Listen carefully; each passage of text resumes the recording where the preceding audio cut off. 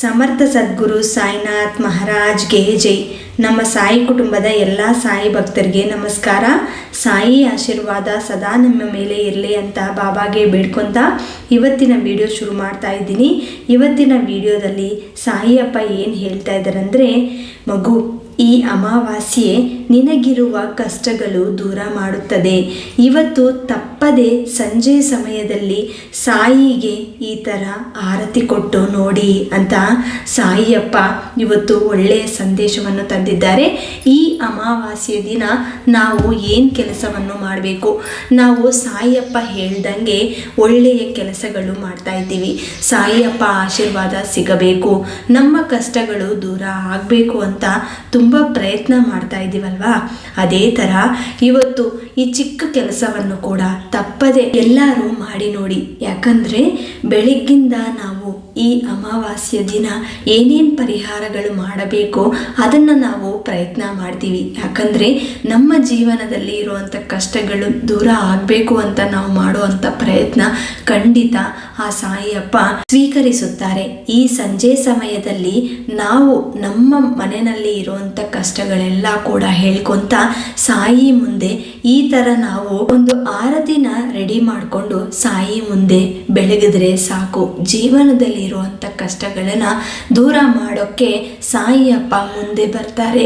ನಮ್ಮ ಕಷ್ಟಗಳು ಏನು ಅಂತ, ಸಮಸ್ಯೆಗಳು ಏನು ಅಂತ, ಅದಕ್ಕೆ ತಕ್ಕಂಗೆ ಶಾಶ್ವತ ಪರಿಷ್ಕಾರ ಅನ್ನೋದು ಕೂಡ ಸಾಯಿ ಕೊಡ್ತಾರೆ.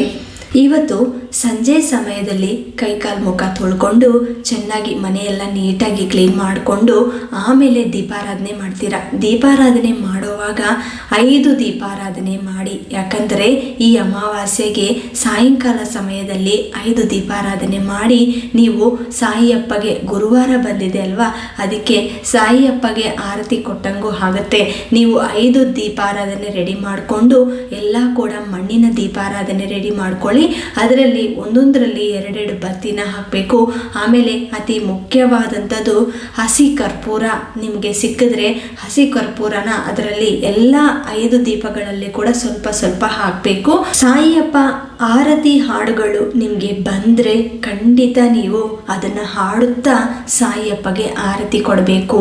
ಅದು ಮುಖ್ಯವಾಗಿ 6 ಗಂಟೆಗೆ ಶುರು ಮಾಡಿ 6:15ಗೆ ನೀವು ಶುರು ಮಾಡಿಬಿಟ್ಟು ಈ ದೀಪಾರಾಧನೆ ಒಂದು 15 ನಿಮಿಷ ಕೂತ್ಕೊಂಡು ನೀವು ಪೂಜೆ ಮಾಡಿ. ಸಾಯಿಯಪ್ಪ ಶತನಾಮಾವಳಿ ಓದ್ಕೊಳ್ಳಿ, ಅಥವಾ ಸಾಯಿಯಪ್ಪ ಸಾಯಂಕಾಲ ಸಂಜೆ ಆರತಿ ಇರುತ್ತಲ್ವ ಆ ಹಾಡನ್ನು ಕೂಡ ನೀವು ಕೂತ್ಕೊಂಡು ಒಂದು ಅರ್ಧ ಗಂಟೆ ಪೂಜೆ ಮಾಡಿ. ನಿಧಾನಾಗಿ ತಾಳ್ಮೆದಿಂದ ಈ ಪೂಜೆನ ಮಾಡಿ.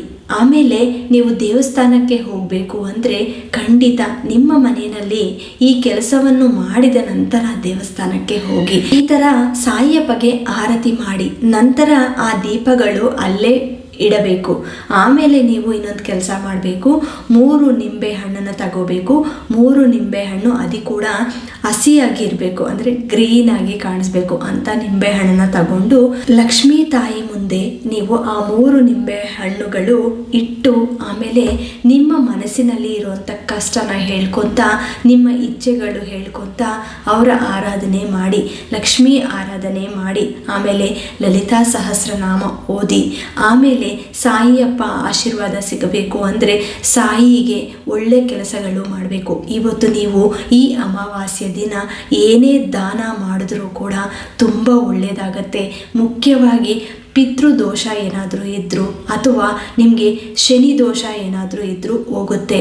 ನೀವು ಈ ಥರ ಕೆಲಸ ಮಾಡಿ ಒಳ್ಳೆಯದು ಮಾಡಬೇಕು ಅಂದರೆ ಮುಖ್ಯವಾಗಿ ಅಮಾವಾಸ್ಯೆ ದಿನ ದಾನ ಮಾಡೋದು ತುಂಬ ಒಳ್ಳೆಯದು.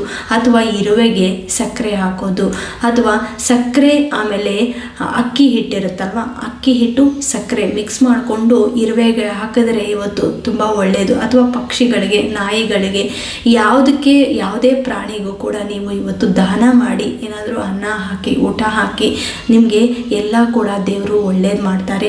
ಈ ಅಮಾವಾಸ್ಯ ದಿನ ಮಾಡುವಂಥ ದಾನ ತುಂಬ ಒಳ್ಳೆಯದಾಗತ್ತೆ. ಹಸುವಿಗೆ ನೀವು ಏನಾದರೂ ಮೇಯಕ್ಕೆ ಕೊಡ್ಬೋದು. ಈ ಥರ ನಿಮಗೆ ಏನು ಆಗುತ್ತೋ ಅಂಥದ್ದು ಪ್ರಯತ್ನ ಮಾಡಿ, ತಪ್ಪದೇ ಪ್ರಯತ್ನ ಮಾಡಿ, ಇವತ್ತು ಮಾಡಲೇಬೇಕು. ಆಮೇಲೆ ಆ 3 ನಿಂಬೆ ಹಣ್ಣುಗಳು ಪೂಜೆ ಆಗಿದ ನಂತರ 1 ಅಲ್ಲೇ ಇಟ್ಟಿರಿ. ಒಂದು ಮೇನ್ ಡೋರ್ ಹತ್ರ ಹೊಸಲಿಗೆ ಆ ಕಡೆ ಈ ಕಡೆ ಇಡಬೇಕು. ಅರ್ಶಿನ ಕುಂಕುಮ ಹಚ್ಬಿಟ್ಟು ಇಡಬೇಕು. ನಂತರ ಇನ್ನೊಂದು ಇರುತ್ತಲ್ವ, ಇನ್ನೊಂದನ್ನ ನೀವು ಆ ಮೇನ್ ಡೋರ್ಗೆ ಮಧ್ಯದಲ್ಲಿ ಕಟ್ಟಬೇಕು, ಆಚೆ ಕಡೆ ಕಟ್ಟಬೇಕು. ಈ ಥರ ನೀವು ಕಟ್ಟಿದ ನಂತರ ನಿಮ್ಮ ಮನೆಯಲ್ಲಿ ಇರುವಂಥ ದುಷ್ಟಶಕ್ತಿಗಳು ಏನಾದರೂ ನೆಗೆಟಿವ್ ಎನರ್ಜಿ ಏನಾದರೂ ಇದ್ದರೆ ಅದು ದೂರ ಆಗೋಕ್ಕೆ ಆ ಸಾಯಿಯಪ್ಪ ಆಶೀರ್ವಾದ, ಆ ಲಕ್ಷ್ಮೀದೇವಿಯ ಆಶೀರ್ವಾದ ಕೂಡ ನಿಮಗೆ ಸಿಗುತ್ತೆ. ಎಲ್ಲರೂ ಕೂಡ ಈ ಚಿಕ್ಕ ಕೆಲಸವನ್ನು ಇವತ್ತು ಸಂಜೆ ಪ್ರಯತ್ನ ಮಾಡಿ. ಈ ವಿಡಿಯೋ ನಿಮಗೆ ಯೂಸ್ಫುಲ್ ಅನಿಸಿದ್ರೆ ಖಂಡಿತ ಲೈಕ್ ಮಾಡಿ, ಶೇರ್ ಮಾಡಿ. ಹೊಸದಾಗಿ ನಮ್ಮ ಚಾನಲ್ನ ಯಾರಾದರೂ ನೋಡ್ತಾ ಇರೋರು ಇದ್ದರೆ ದಯವಿಟ್ಟು ಸಬ್ಸ್ಕ್ರೈಬ್ ಮಾಡಿಕೊಂಡು ಸಪೋರ್ಟ್ ಮಾಡಿ. ಮತ್ತೆ ಇನ್ನೊಂದು ವಿಡಿಯೋದಲ್ಲಿ ಭೇಟಿ ಆಗ್ತೀನಿ. ಅಲ್ಲಿವರೆಗೂ ನಮಸ್ಕಾರ. ಸರ್ವೇ ಜನ ಸುಖಿನೋ ಭವಂತು. ಜೈ ಸಾಯಿರಾಮ್.